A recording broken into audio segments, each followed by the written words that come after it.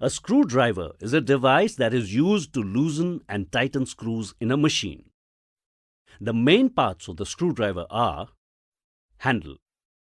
The handle is a smooth and properly shaped end of the screwdriver that gives grip when holding the screwdriver. It is usually made of hard plastic or wood.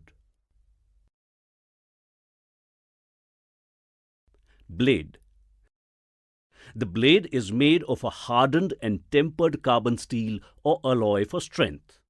Screwdrivers are specified according to the length and width of the blade. Tip.